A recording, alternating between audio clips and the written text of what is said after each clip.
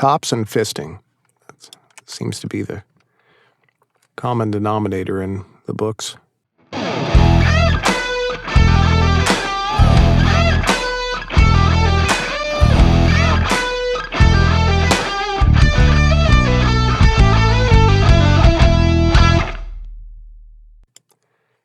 Hello, you fucks. Welcome to John Solo's Beer Brigade. I'm John Solo. You are not, and welcome to the channel. I gotta say, I'm working for a really good friend this week, Patricia Logan. We call her Little Patty Logan. And she has, we've been working together for years at this point. She was one of my very first clients. Now, the reason I say that is to let you know that what we're working on is an older work from Patty, and it's wonderful. It's one of her most popular. It's Silver Ties. It's book 3 in the Silvers series. And we've actually, at one point, we started producing this series 4 years ago. She was using one of the narrators that worked for us. Long story short, we're redoing them at this point, and I'm really excited. But also to tell you that I love Patty to death, and I rib her multiple. She ribs me, but I have a microphone, you see, so anyways, there's that. On top of that, though, I have to express more than perhaps I ever have on this channel, and that is saying something that this is, like, totally not safe for work. I mean, like, not at all. Seriously. If you, there's bad words, there's, you get the idea. Don't watch this around your children. If you do, don't send them to me asking me questions. I don't want to answer them. Send them to Patty. She'd do a great job. Anyways, I hope y'all enjoy this. We're a bit through the story at this point. I think you're going to get the idea. I don't think there's many setup required. Cops and fun. Have fun. Love y'all. Chapter 3.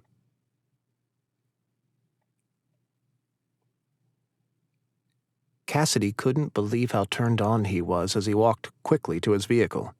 He got to the black car and climbed in, noticing how tight his pants were where they bulged from his excitement. He pressed his palm against the zipper, willing his erection away. It was no use.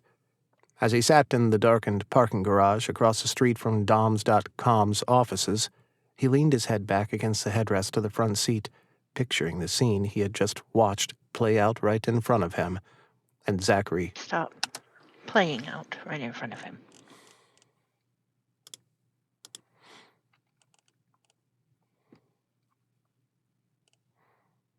Darkened parking garage across the street from Doms.com's offices, he leaned his head back against the headrest of the front seat, picturing the scene he had just watched playing out right in front of him, and Zachary Teague, the handsome website president. The way the sub cried out in pain yet never lost his erection told Cassidy just how much he was into the scene.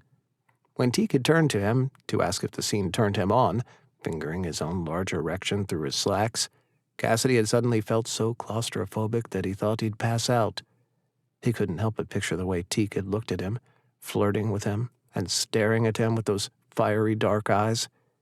Cassidy finally relented, looking side to side to assure that he was alone, as he reached down, unzipping his slacks and pulling out his hard cock. He looked down, noting that he was swollen and red, the circumcised head leaking pre-cum down the length of his shaft as he began to stroke it. Sized head leaking pre-cum down the length of his shaft as he began to stroke it. Sized head leaking pre-cum down the length of his shaft as he began to stroke it. Does it turn you on, detective? I'd love to do a scene with you, detective. Zachary Teague's sexy voice played in his head as his hand sped faster, pumping him closer and closer to the orgasm which was just out of his reach. Cassidy opened his mouth, panting. He suddenly imagined himself laid over that vault-like device, tied down, while Teague fucked him, harder and harder, holding him in the middle of his back with one hand and pulling on his cock with the other. He pictured Teague's orgasm roaring over him, feeling the man's dick throb in his well-abused ass, his own cock spilling on the floor beneath them at the same time. With a gasp, Cassidy came, shooting so high that he hit the steering wheel.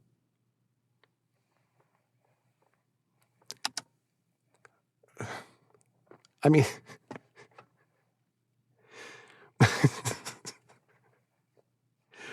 the physics of that's not very high is all I'm trying to that's not very it's not it's right there. Where I know, it's like right there. You probably hitting your dick on it. exactly. Let it honk the horn. I mean, come on, it's Okay, you killed me with that one. oh shit. All right. I'm not sure if I got through the last line without laughing here. Cassidy came, shooting so high that he hit the steering wheel. I did. Look at me, I'm a professional. Cassidy came, shooting so high that he hit the steering wheel. Maybe he's got like semi trucks, like their wheels are way up high, and sometimes they're, much more parallel to the ground. Then maybe it's something like that. Maybe he's driving a 18-wheeler. Cassidy came, shooting so high that he hit the steering wheel. Short girl problems. That's what it is. I'm in my car. It's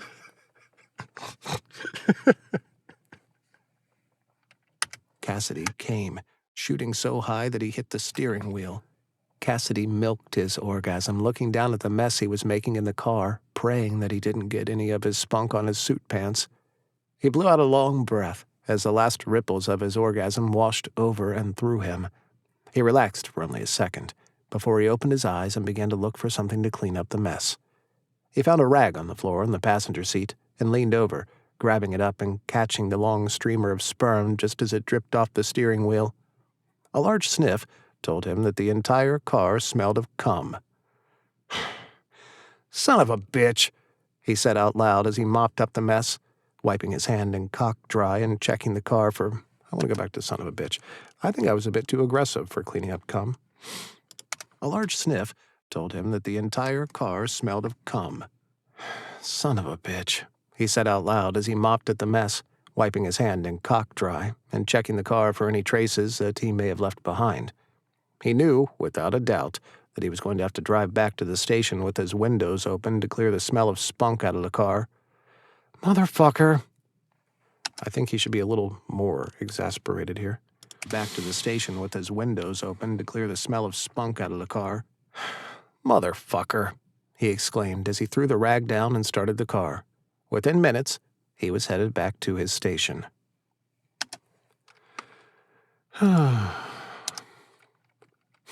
To his station.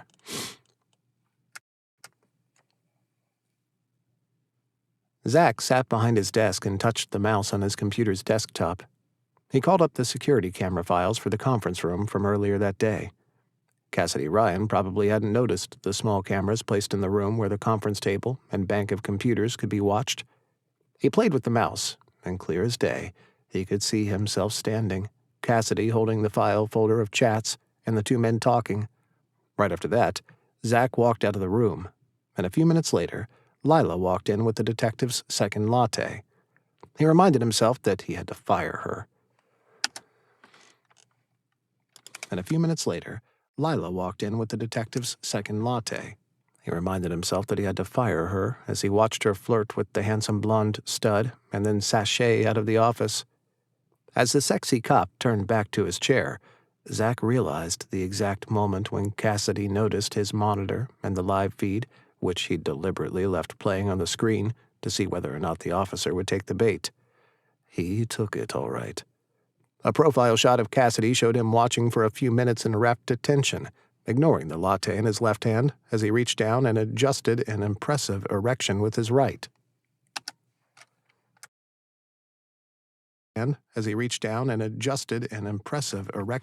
right. Zach nearly jumped out of his chair with joy. Cassidy Ryan was a sexy little subby, and he wasn't even aware of it. Zach had wondered when he had noticed the deferential eye movement during their conversations, but it was so slight he couldn't be sure he wasn't imagining it. He'd noticed how Cassidy's eyes tracked him around the room, but that could have been his cop instinct. But this, the intensity of Cassidy's posture, the longing he could see just under the surface, vibrating to be fulfilled, That was a sub in the making if he'd ever seen one. If ever he'd seen one. The longing he could see just under the surface, vibrating to be fulfilled. That was a sub in the making if ever he'd seen one. And he'd seen quite a few. Wow, this boy was going to be fun to play with. Once Zach learned his true nature, all kinds of scenes popped into his head. The things he wanted to do to the sweet cop were downright nasty, and he had never looked so forward to a challenge this much in his life. Breaking a tough cookie like the gorgeous detective was an exciting thought. He knew there was something sexy in the cop's bearing and wondered whether it was military. He looked to be around the same age as himself, his blonde hair graying just around the temples. The green-eyed stud simply did it for Zach, and the dom in him was willing to do just about anything to get inside those pants and learn Cassidy's submissive self. Submissive self.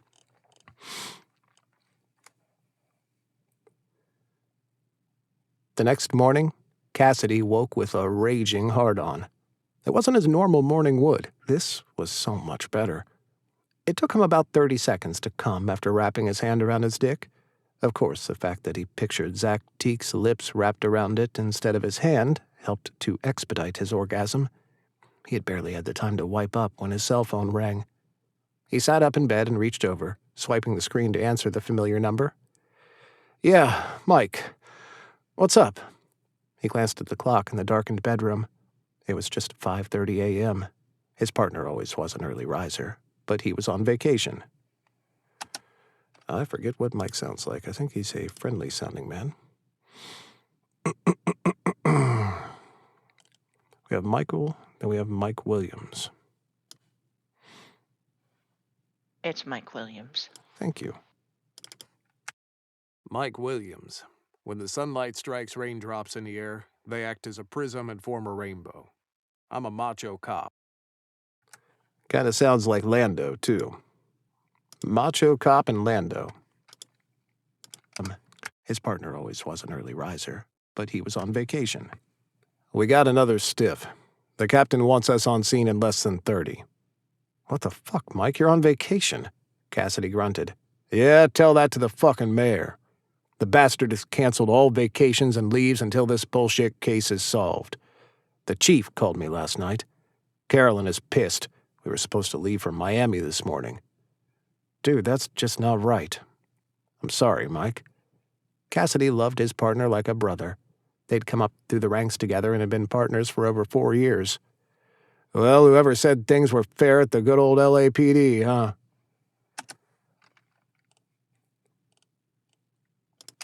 Well, whoever said things were fair at the good old LAPD, huh? Tell me about it, Cassidy said as he threw off the covers and got out of bed, heading for the bathroom with his phone in hand. So, where's this new stiff? Same area, at the Pershing Square ice rink, Mike answered. Fuck, what a way to wake up. The ice rink was open for extended hours, Mike answered. Fuck, what a way to wake up. The ice rink was open for extended hours during the holidays and would remain so through the end of January. Stumbled there. Ice rink, Mike answered. Fuck, what a way to wake up. The ice rink was open for extended hours during the holidays and would remain so through the end of January. Cassidy could just imagine some family turning up for an early morning skate only to be confronted with the carnage that he'd seen at the first 3 scenes. So, were you out at the other scenes? Mike asked. Yeah, all 3 of them. I lost my breakfast at the second one. It was really bad. He heard Mike sigh. Shit, that's not good. Cassidy finished up at the toilet bowl and turned on the shower. Look, Mike, I'm going to jump into the shower and then I'll be by to pick you up in about 15. Okay, but we're not going to make it in 30, Mike said. Tough shit. Okay, but we're not going to make it in 30, Mike said. Tough shit, Cassidy said. He lived in the back of a rented duplex in Hollywood, which was a bit of a drive from downtown. Once he swung by Mike's place in Atwater Village, it would take them a full hour to get there. I'll see you ASAP. Right, he heard Mike say just before hanging up. 20 minutes later, they were in Cassidy's Jeep and on the way to the scene. They parked the Jeep and hopped out, following the red and blue flashing lights of 4 squad cars in the early morning mist. Cassidy blew out a breath, which he could easily see in the cold winter morning air. It was freezing, and even with his heavy pea coat, his teeth were chattering. He slapped his gloved hands together to return the feeling to the numb digits.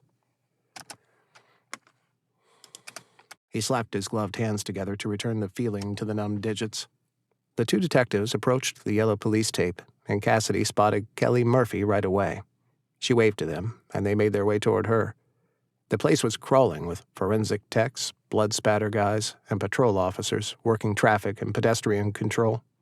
Cassidy could see a gigantic blood-red circle from where he stood 50 feet off. It was right on the ice, in the middle of the fucking rink. Fuck my life. This was the sickest puppy Cassidy had ever seen. Worse, by far, than the...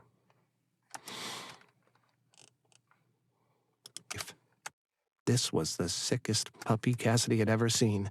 Worse by far than the Hillside Strangler, the Night Stalker, or even the Manson family. He and Mike slipped and slid. And the Hillside Strangler, the Night Stalker, or even the Manson family. He and Mike slipped and slid all the way out to the gruesome scene, walking and half sliding across the ice. By the time they reached the body, Cassidy's nuts were frozen.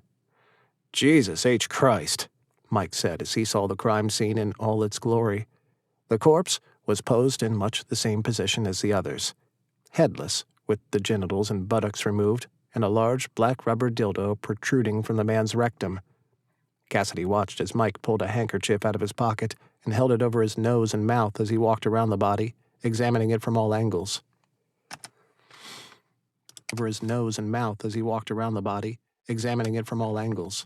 Mike just shook his head and frowned. Murphy was following him as Cassidy stood with his arms crossed over his chest. She was filling him in on the similarities between this and the other 3 crime scenes. Cassidy took his attention away from them for a minute, lifting his gaze to the horizon and looking at the area around the crime scene. Pershing Square Park was located in downtown Los Angeles, consisting of a park as well as the ice rink. It was rectangular in shape and surrounded by skyscrapers. Tall trees dotted the landscape, but most of the trees were deciduous and had no leaves, and the ice rink was wide open to everyone's view. He imagined that under the cover of darkness it would have still been difficult for the butcher to hide his activities, being as exposed as he must have been on the middle of the rink. In addition to that, it took time for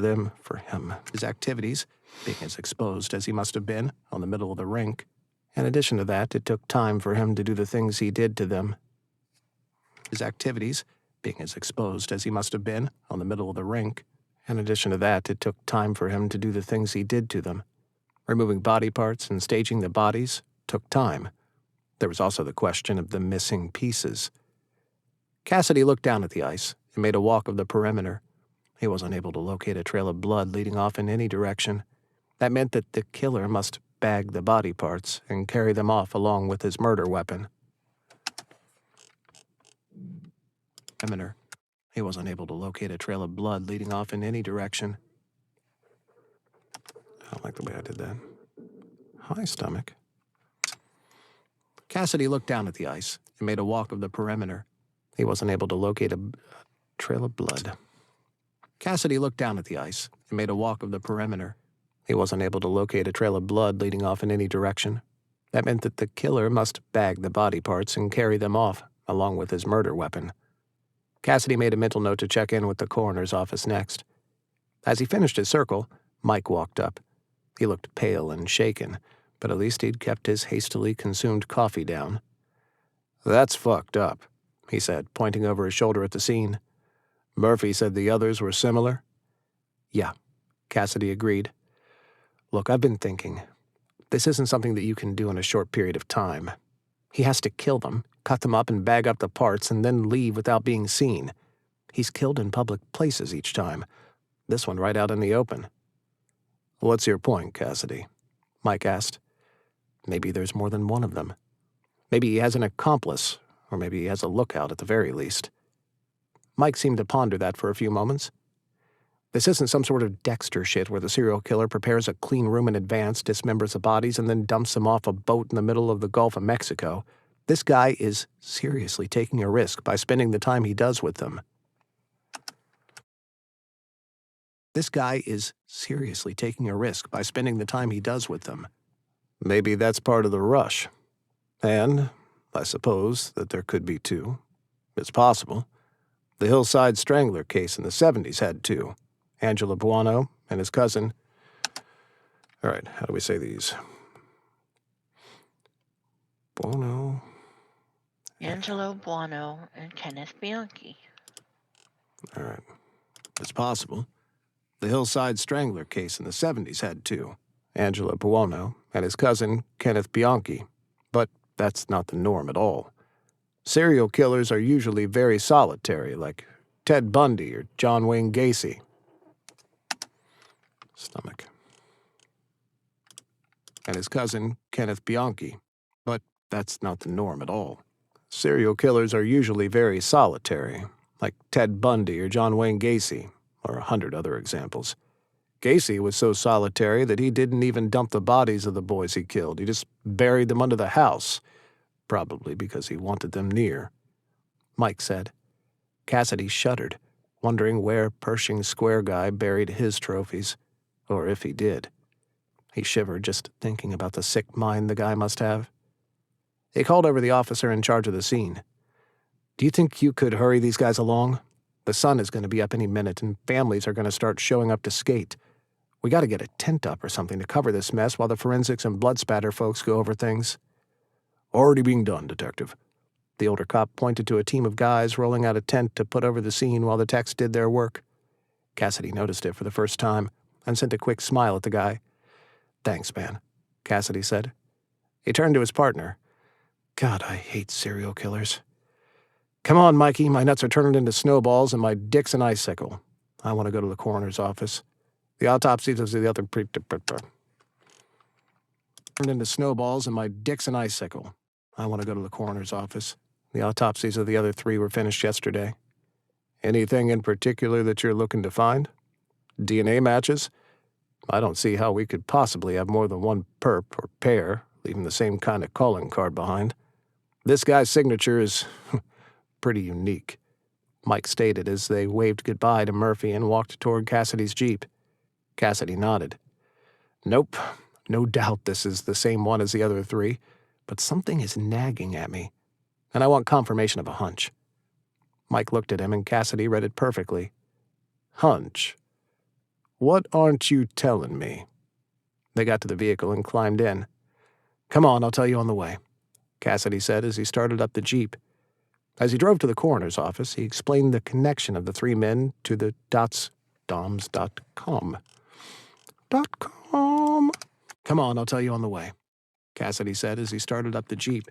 As he drove to the coroner's office, he explained the connection of the three men to the doms.com website. Cassidy didn't know why, but he had a strong feeling that the killer probably sodomized all of the victims, and he wanted to have confirmation that a rape had taken place. Mike asked a lot of questions, and Cassidy tried to bring him up to date as thoroughly as he could.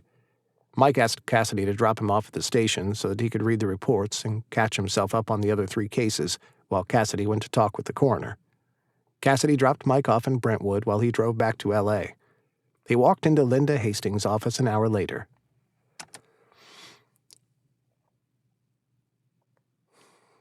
Linda Hastings.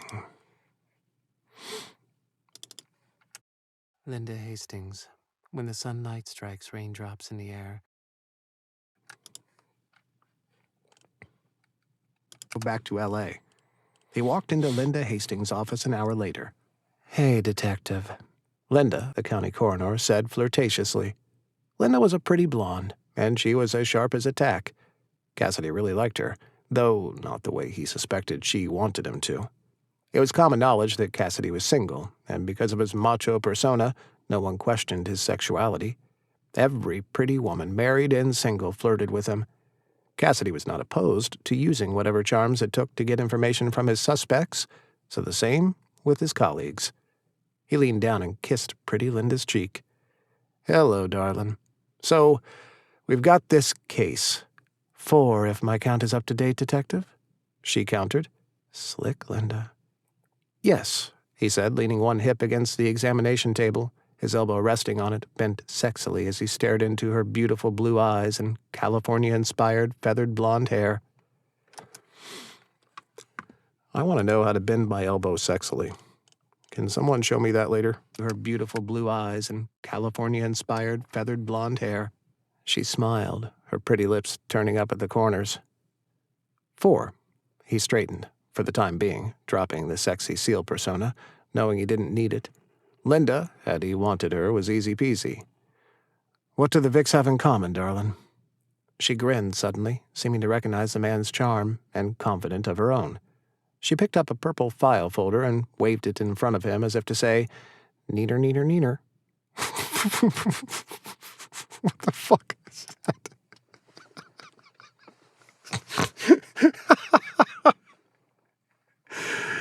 Neener, neener, neener?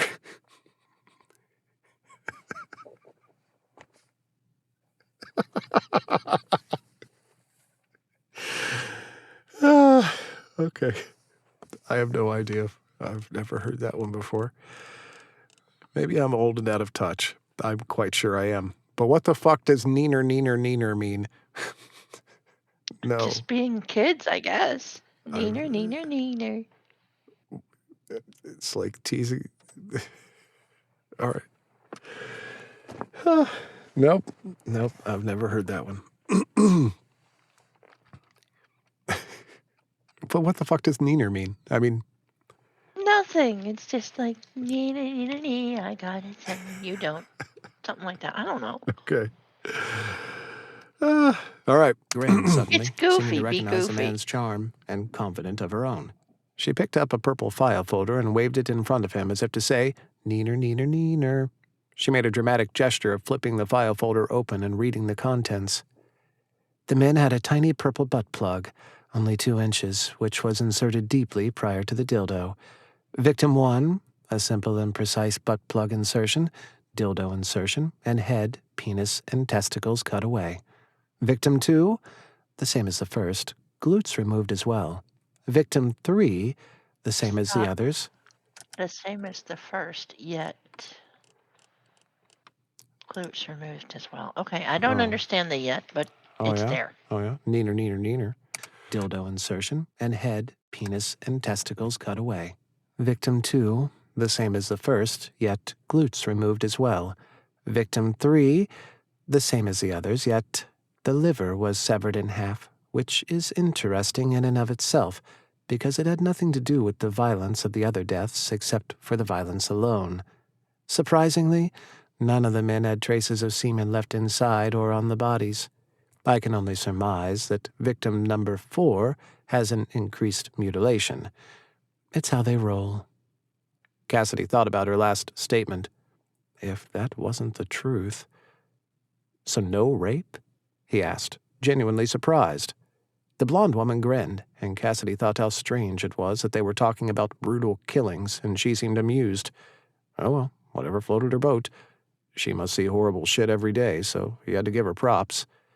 I said no semen, Detective. She reached out an index finger and traced a line down his tie, ending in his belt buckle, as she flirted openly. Cassidy watched her lick her lips. I always look for semen first, she said. Cassidy kind of shivered. Okay, so Linda was a freak? Fine, so no rape. Linda was a freak? Fine, so no rape. No semen, she repeated. What do you think forced penetration with an 8-inch dildo is if it's not rape? Cassidy finally got her point, and he nodded. Got it. So let me make sure I have all of this right. Butt plug, big dildo, and increased mutilation with each victim. Yes, that's right, Detective. This is just getting worse. Fuck me. He sighed. He didn't notice her sly grin at first. We need to discuss this at length, she said. He noticed how she glanced down at his cock when she drew out the word length. We need clear instructions to the narrator to go back. He sighed. He didn't notice her sly grin at first. "We need to discuss this at length," she said. He noticed how she glanced down at his cock when she drew out the word length. He backed up just a bit. Thanks, Linda. You've been helpful. Please, email me when you get the results from our latest." He watched the pouty look cross her lips, but didn't care one bit. The image of a sexy Zach Teague popped into his head. Sexy Zach Teague. Right. No, mine was better. Just admit it. He watched the pouty look cross her lips, but didn't care one bit. The image of sexy Zach Teague popped into his head, and he suddenly had an urgent need to find out if the latest victim had any relationship with Doms.com. Of course, he didn't even have prints yet, but there were those chats that he had to go through, and he knew Mike would be tied up for the entire day, catching himself up on their case. Maybe he should just take a drive over to Teague's studio. Linda threw him a look filled with disappointment as he left her office, telling her that he was off to continue the investigation into the victims.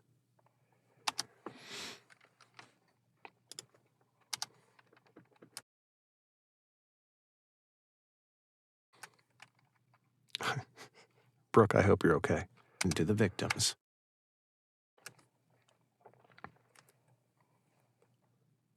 Lila, Zach Teague's air-headed secretary, smiled a huge red-lipped smile the moment Cassidy walked into the offices of Doms.com. "How are you today, Mr. Detective?" she asked. Cassidy threw her his best, most charming smile. "I'm just fine, Lila. I was hoping to be able to speak with your boss." She stood from her desk, teetering around it. "Just fine, Lila. I was hoping to be able to speak with your boss." She stood from her desk, teetering around it on 4-inch stilettos, her tiny spandex skirt and tube top barely covering her lady parts as she fluttered her lashes up at him. "Oh, Mr. Teague is in a scene at the moment, but if you like, I'll sit you in the conference room to wait. He shouldn't be more than a half an hour." The thought of sitting in the conference room and watching Zach on a live feed both thrilled and worried Cassidy. "Conference room to wait. He shouldn't be more than a half an hour." The thought of sitting in the conference room and watching Zach on a live feed both thrilled and worried Cassidy. If he had the same reaction to watching Zach today as he had yesterday, he knew there might be trouble. He didn't want Zach walking in on him with a raging hard-on, yet he knew that there would be little chance of not having one watching the hot dom with his sub. "All right. Thank you, Lila," he said. She walked past him and looked over her shoulder, swaying her hips and smiling at him. He was sure that she was trying to focus his attention on her tight young bubble butt. Boy, are you barking up the wrong... He was sure that she was trying to focus his attention on her tight young bubble butt. Boy, are you barking up the wrong tree, babe. Would you like some coffee, Mr. Detective?" she asked. Cassidy smiled at her, surely giving her a thrill. "Oh, no. Thank you." He twisted his head and noted the file folder with the chats on the table right where he'd left them the day before. He made a gesture toward them. "I have things to do." She grinned an empty-headed grin, nodded like a bobblehead, and turned to walk out. She shut the door, and he walked over to the bank of computers. A screensaver of an aquarium was playing on all 3 screens. He looked over his shoulder to make sure he was alone, and touched the mouse. Immediately, the screen switched to the live feed site, and Cassidy stood riveted in place.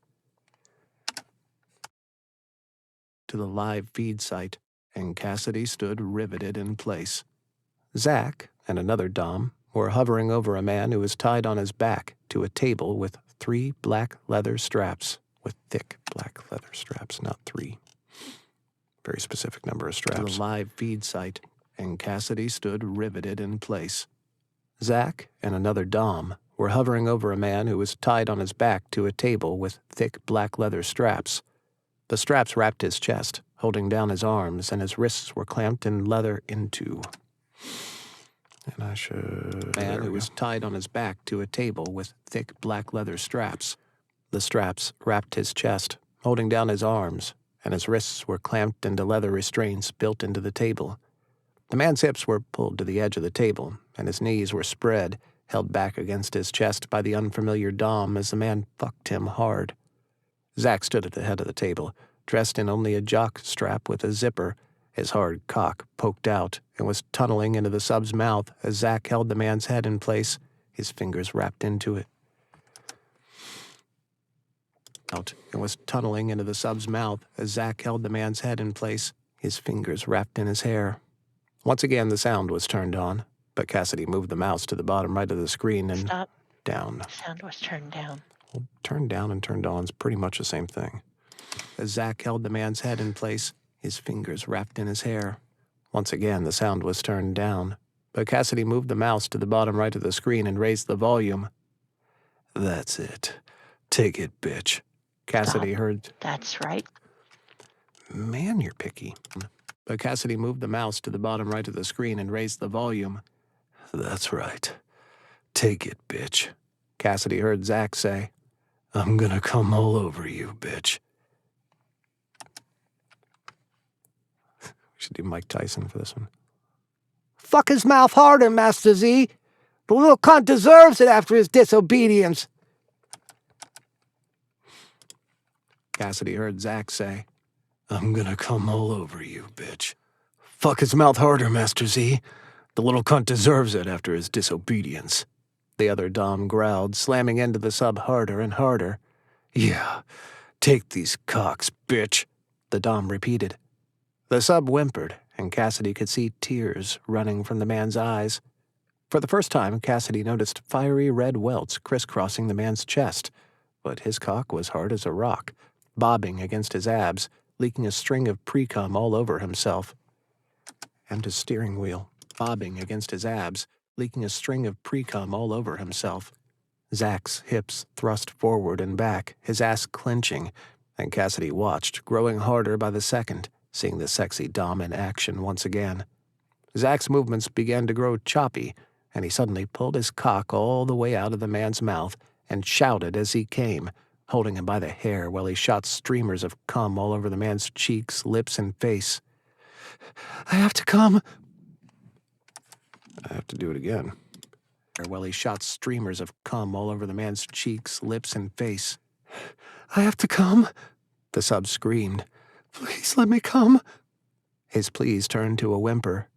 "Not until I take my pleasure on you, cunt," the unfamiliar dom said. Cassidy felt inexplicably an instant.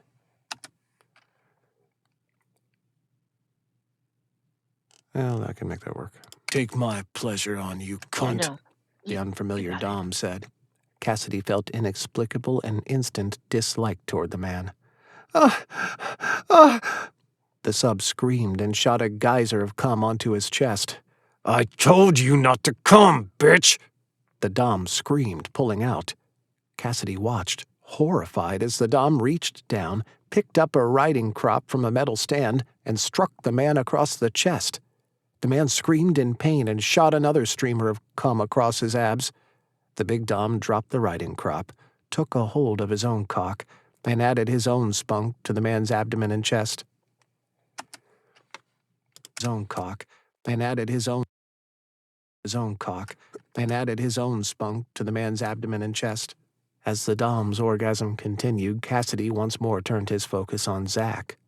Zach had released the tight grip on the man's hair, and now with one hand he stroked soothingly through the strands, and with the other hand he swiped through the cum he'd left on the sub's lips, leaning down and giving him a lingering kiss as he gently ran his hand down the man's chest and over the red welts that had been left by the riding crop.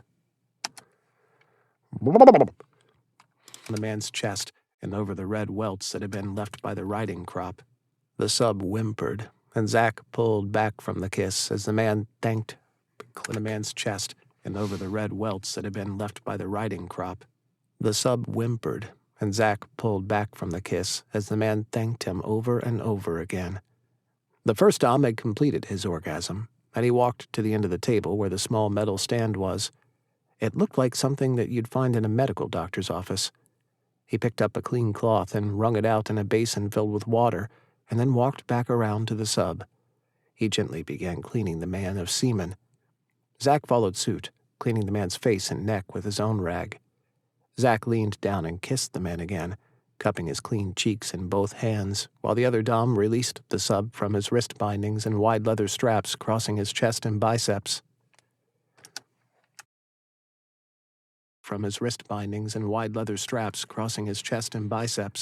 "Sit up, slave," the dom said, and Zach helped him to a sitting position with a hand behind his back. He leaned over and took a bottle of water off the metal stand and cradled the back of the man's head, lifting it to the man's lips just as the screen faded to black. Cassidy sat back down in the chair, once again realizing that he had been standing the last 15 minutes since he'd entered the room.